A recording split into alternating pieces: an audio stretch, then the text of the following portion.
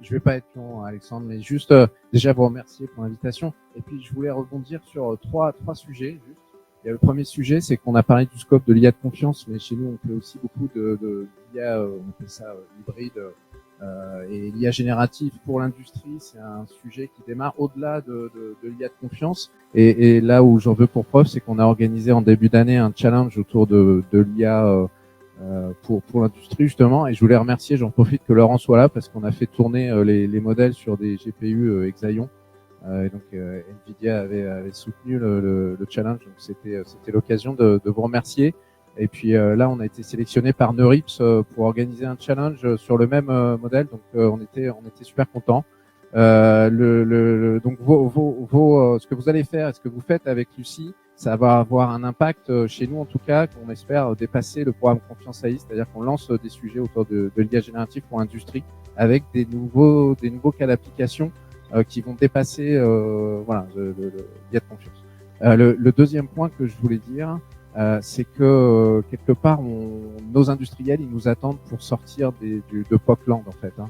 On est confronté aujourd'hui à une situation où il y a beaucoup de gens qui font des super POC, mais il y a beaucoup de gens qui ont vendu des gains de productivité grâce à l'IA dans tous les sens. Est-ce que c'est une bulle? Je sais pas, mais en tout cas, là où ils nous attendent pour de vrai, c'est de transformer ces POC sur des déploiements réels. Et ça, on a besoin aussi de vous. Et je pense que le fait de pouvoir benchmarker un certain nombre de modèles par rapport à une référence open source, ça va nous permettre de sortir justement de POC-land.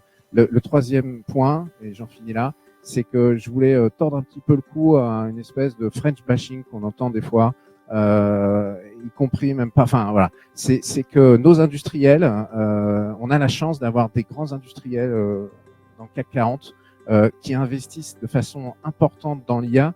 On se rend pas compte, mais en fait, ils ont une empreinte mondiale et ils sont capables aussi. Et moi, je l'ai vécu de l'intérieur pendant ce programme-là. C'est qu'on voit, ils sont capables de comparer ce qui se passe sur les différentes plaques mondiales en termes d'innovation dans l'IA. Je peux vous garantir que sur ces sujets, on n'a rien à envier ni aux Américains ni à l'Asie.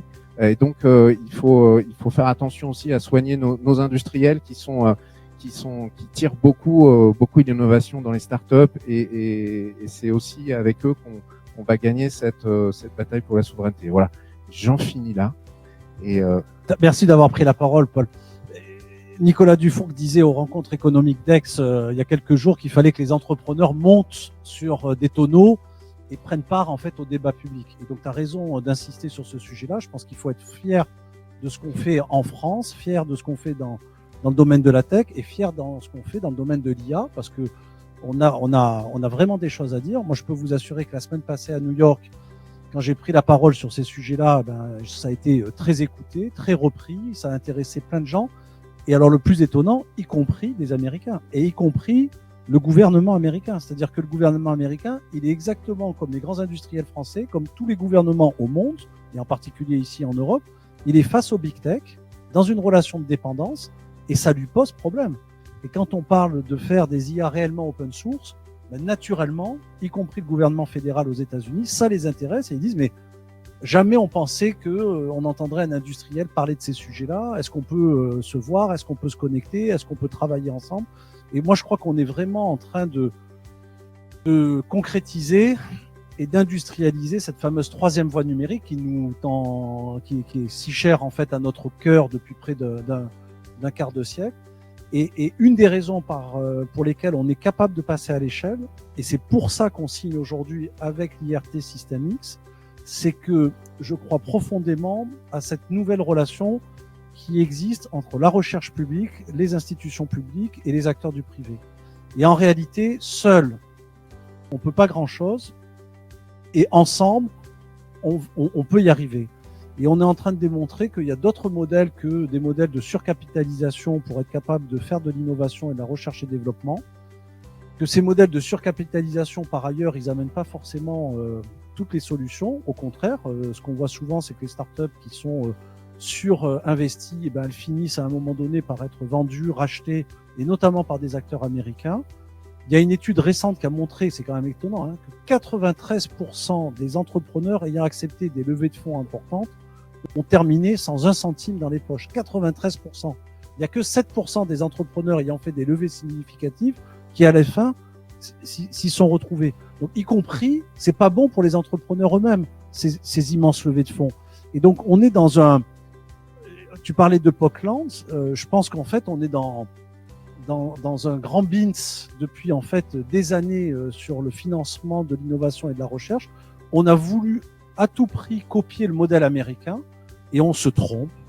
La souveraineté numérique française, européenne, elle ne passera pas par créer des géants européens du numérique, elle passera par développer une forêt de TPE, de PME, d'ETI en relation avec les grands industriels, les grands comptes qu'on a en Europe, qui sont dans tous les métiers, qui sont en fait des acteurs mondiaux dans chacun en fait de leur métier, et en s'alliant avec la recherche publique. C'est tout le sens en fait de cet accord entre SystemX et l'Inagora, et à travers l'Inagora, dans le fond, l'alliance entre SystemX et la communauté OpenLLM France. Je suis ravi de cet accord, Paul. Eh ben merci.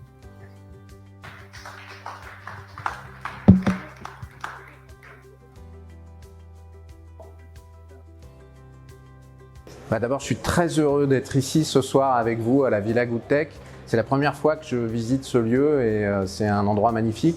Et je suis très content aussi d'avoir pu signer avec l'Inagora un protocole d'entente qui va tout nous permettre d'utiliser le futur modèle Lucie qui est en train d'être entraîné. Et on en espère beaucoup pour pouvoir aussi débloquer de nouveaux cas d'usage autour de l'industrie et de le fine-tuner sur des nouveaux cas d'usage. L'ADN de SystemX, c'est de faire travailler ensemble une grande diversité d'acteurs, depuis les startups jusqu'aux grands groupes, et évidemment de les faire travailler avec l'écosystème de la recherche.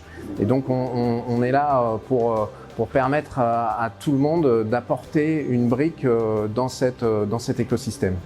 Il était normal de se rapprocher à notre tour de l'IRT SystemX parce que une des dimensions essentielles de l'innovation made in France, de l'innovation made in Europe, c'est de pouvoir construire des alliances entre, bien sûr, des acteurs du privé, des acteurs du public et les très grandes entreprises françaises ou européennes. Et la particularité de l'IRT SystemX, c'est d'être ce lieu de rencontre entre les très grands groupes, les acteurs de la recherche publique et les acteurs privés de la recherche comme l'Inagora. C'était donc pour nous absolument essentiel que d'avoir un accord stratégique avec l'IRT SystemX et je me réjouis que l'on ait signé cet accord stratégique avec l'IRT SystemX.